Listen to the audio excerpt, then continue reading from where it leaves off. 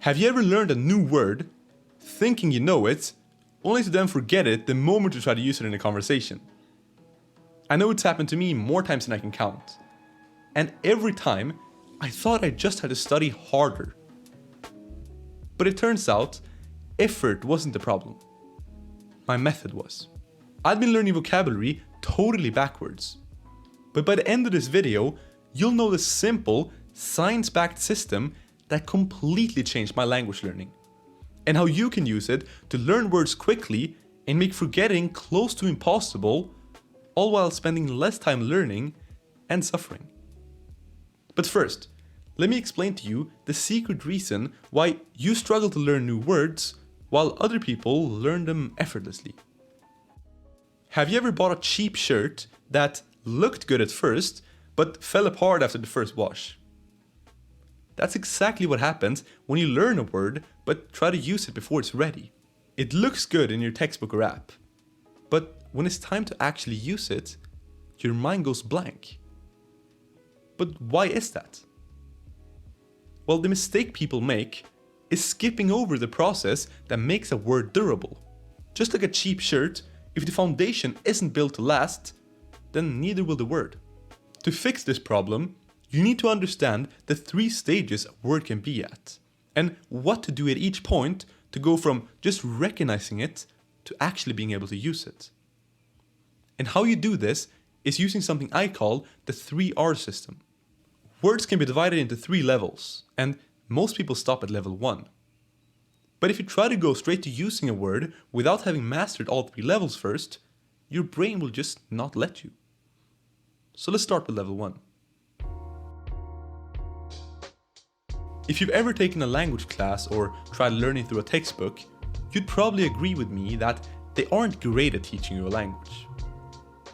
I remember taking Spanish classes in school, and one week we were talking about animals, and in the next week about airports. And this is a huge mistake most learners make in their own learning as well. It might seem like a good idea to go from topic to topic, trying to learn as much as possible. But it turns out, your brain is actually not that good at remembering things. Let me explain why. In the late 1800s, a German scientist discovered something called the Ebbinghaus curve, or more simply the forgetting curve. This discovery completely changed how we see memory, and what this told us was that unless we were reminded of things at the exact right times, we'd forget pretty much everything we learn. So when we learn something new, we quickly need to remind our brains that it's actually worth remembering. If not, we'll just forget it. So if you've struggled learning and remembering new words, then it's not your fault. That's just how our brains are wired. But luckily for us, there's actually quite a simple way to fix this. And studies show it can boost our learning by over 100%. So the first R in my 3R system stands for recognize. And this is where most people mess up. Our only job at this stage is to take words from unrecognizable and completely unknown to recognizable, ensuring we don't forget them right away. And how we do this is using something called a spaced repetition software, or SRS. In simple terms, these are flashcard apps like Anki or Quizlet that use special algorithms designed to help us learn things and actually beat the forgetting curve to remember them forever. So instead of just seeing a word once and then calling it learned, you'll see it multiple times, spaced out over days, weeks, and months. So all you have to do is use the app, recognize the meaning, and recall it. But here's the problem. Even when people do use these apps, most of them still get it wrong. See, they work by you downloading or creating decks and choosing the right flashcards. And that's the benefit. You're in charge. But that's also negative if you don't choose the right words. So instead of adding words like doorknob and pineapple in your first month of learning just because, you want to make sure you add words that you'll actually use. I made this mistake myself when I started learning Spanish, spending hours building decks with random words. But how you fix this is by going in order of frequency and choosing words based on how often they're used, and not just randomly. By doing this, you'll unlock half of the language by just learning the 100 most common words. Then all you have to do is learn 1000, 2000, 5000 and so on.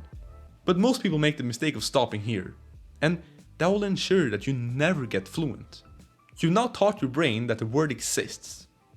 But unless you follow it up with stage 2, using and understanding the word will be almost impossible. So to get to that point, we first need to understand the difference between recognizing a word and actually knowing it. When I started learning Spanish, I pretty much only used flashcards and apps for the first few months. And honestly, that worked. Up to a point. It taught me the basics, and when someone asked me the difference between one word and another, I could give it to them. But here's the weird part. Even though I knew a bunch of words, I still really struggle to understand and speak real Spanish in real life. I remember mentioning stuff to my mom, who's lived in Spain for many years. And even though she didn't know why it was correct, she still used the right words at the right times almost every time. Meanwhile, I was stuck translating in my head thinking, oh, it's past tense, so I use this conjugation and I should use this word instead of that one. Almost like I was playing mental Tetris. The reality is that I didn't actually know these words. I was just trying to calculate my way through the language like it was a math test. But here's the problem. We don't speak or listen in slow motion. So if all you do to learn a language is memorizing words and hoping to recall them when the time comes, you'll probably really struggle to use them.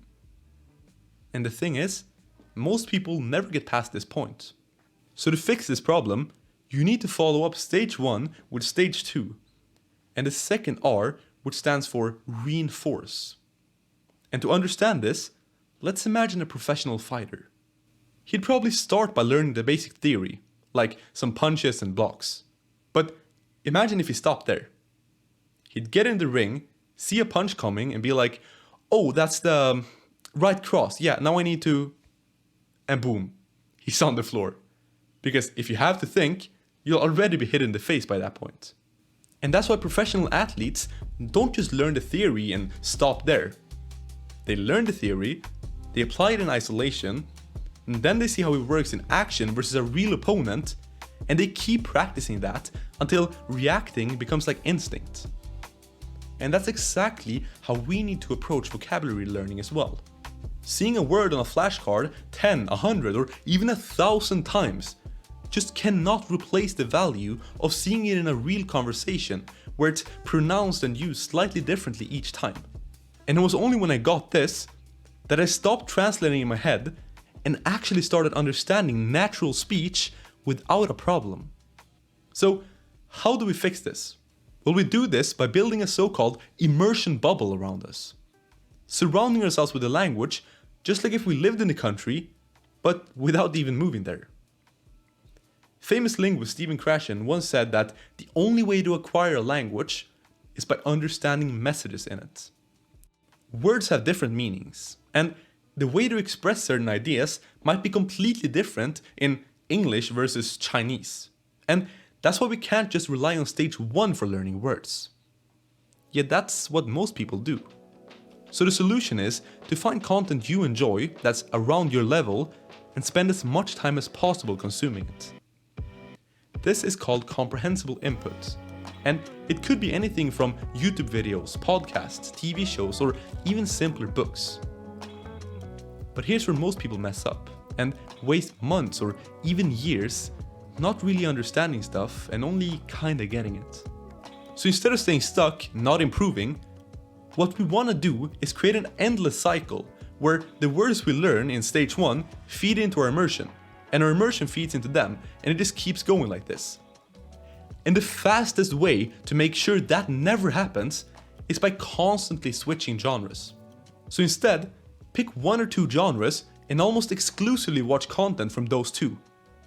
The more visual they are, the better. So stuff like cooking videos, fashion, fitness, or certain video games are great. Learning Japanese, this is practically all I did for the first while. I'd watch a bunch of cooking videos, and I'd see the person talk about the same ingredient while showing it on screen, So I add it to my flashcard and then I see it again a few days later. By doing this, instead of being mediocre at everything, you'll now know the basics and you'll also be pretty much a master at your favorite topics. And when one topic gets easy for you, just move on to another. But if you stop here, you'll probably never get fluent. Because even if you know a ton of words, we all know they don't just magically appear when we need them to. And that's what stage 3 is for. We've all heard of people who understand but just can't speak a language. That's because even after beating the forgetting curve and getting context through immersion, there's still one final obstacle. A final boss, if you will. And scientists call this the receptive versus productive vocabulary ratio. In simple terms, it's about how many words you know versus how many words you understand.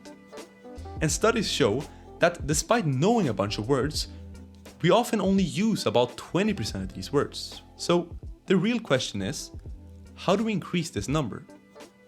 To understand this, imagine you're trying to make the best meal possible. To do this, you obviously need some high quality ingredients, right? But would you spend all your time trying to find the absolute perfect, highest quality luxury piece of steak to then just throw it in the microwave and leave it there? I hope not. My point is, ingredients matter, but so does the way you use them. And language learning works the exact same way. To boost the number of usable words, you both want to make sure that you learn more words, but also that you practice recalling and using them too. Focusing on just one or the other simply isn't enough. So how do we practice this? Well, to unlock words, we need to focus on using them, but without stress. And that last part is where most people mess up. Because just going out there and speaking, especially when you're not ready, can actually backfire on you. Stress literally disrupts your working memory. The very thing you need to recall and use words. So to make sure that doesn't happen, we need to minimize stress as much as possible. And that's why you don't want to force yourself to speak and use words that you aren't sure of. And how we do this practically is by using stuff like patient online tutors, AI, or even speaking to ourselves instead of just going out there and having a conversation with a native straight away. Start slowly and keep learning new words at the same time. Because after recognizing and reinforcing a word, the final step is recalling it again and again. And if you can do all these 3 steps, you'll have no problems learning new words, and you'll also never forget them. But none of what I said really matters unless you have the right habits. So to find out about the 5 habits that made me a polyglot, then watch this video. I'll see you guys there. Thank you for watching, and until next time, keep learning.